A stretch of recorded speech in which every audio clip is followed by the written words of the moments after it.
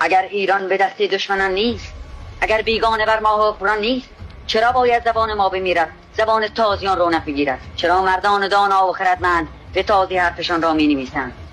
چرا حرکت که شعری می سراید در آن بیگانگان را می ستاید؟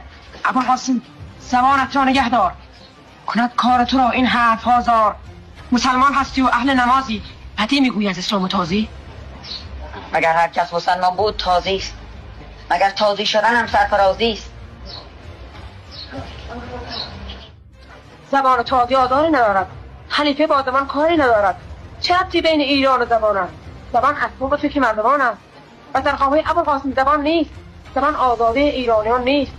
تو در تازی خودت استاد هستی ولی ایرانی و آزاد هستی.